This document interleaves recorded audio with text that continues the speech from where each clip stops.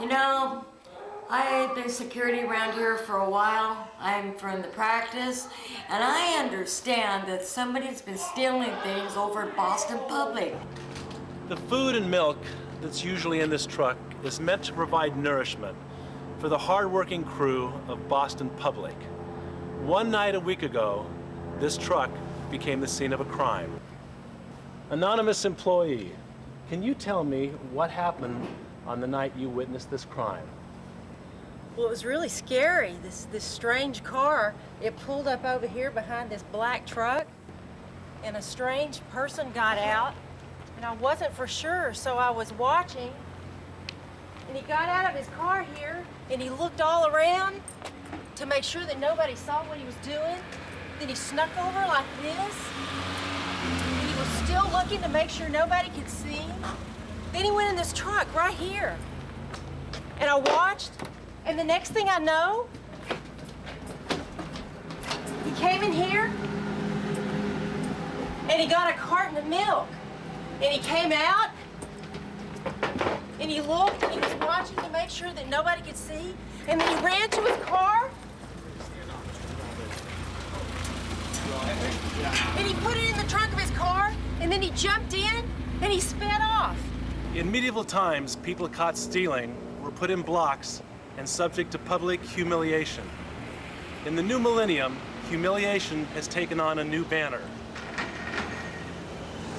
Executive producer Robert Breach of the ABC television show The Practice was seen stealing milk from the craft service truck of a competing show. The producers of Boston Public put this sign outside of the stage at the Manhattan Beach Studios in an effort to make a public spectacle of this man and this heinous crime. Mr. Breach, any comments? Please, Mr. Breach, any comments? Employees on the set of Boston Public have been upset for weeks. You see, they've been having to eat dry cereal. What's morale like been here since the theft of the milk? It's been tough. You know, we're all trying to pull together, trying to hold it together, but you know, it was a big hit, and you know, everybody's just, you know, trying to pull together and trying to make it work. I think that this problem probably started as far back as Hill Street. There were rumors on Bay City, then LA Law, and picket fences. We really started to get suspicious, and you know, friends try to help friends who have problems, and I feel that Bob does have a problem, and it does need to be addressed. Well, obviously, you know, we're investigating the matter fully. If, of course, if the facts are confirmed, we'll turn it over to prosecution and authorities for prosecution. I mean, it's theft. There's a possibility of jail time. The economic ramifications for the company.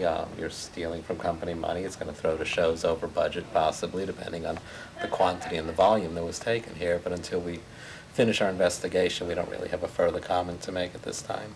Now, let me ask you, what sort of message does this send to the employees that work under Mr. Breach? Clearly,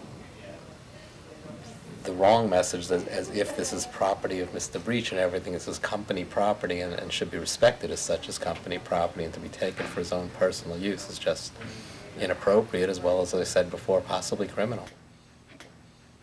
These toys in this sandbox were once filled with happy, screaming children, playing gleefully, and now, due to the shortage of milk, they no longer have the energy to play.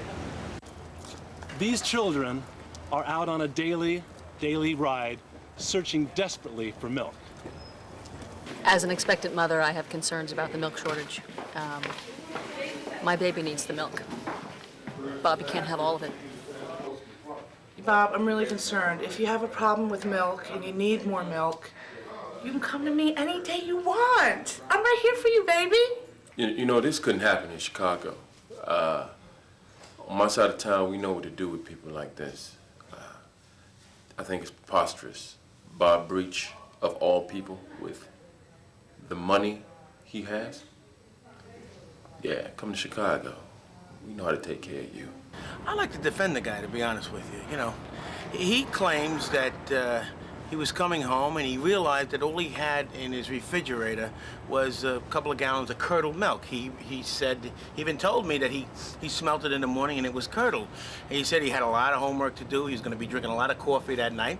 So it came to him that he needed the milk. I mean, so he took it. You know, being deceptive about it, you know, that's his choice as a man. But, you know, what if he would have drank the curdled milk? Then what would have happened? You know, maybe he wouldn't have come into work. He would have been upset. You know, all kinds of things would have happened. So in a way, I can see where he would be allowed to do something like that. But, you know, I could just say that, you know, if he needs some petty cash or something, he can always go up to the production office and, you know, he can get it there and, you know, it should be all right. Well, you know, obviously we're hugely embarrassed. There's no excusing it. It's, you know, I just hope he gets help. He is a good man. Good people sometimes commit reprehensible acts, and we're embarrassed and humiliated, and I know he must be too. But, you know, I think all we can do right now is sort of apologize for the company and pray for him.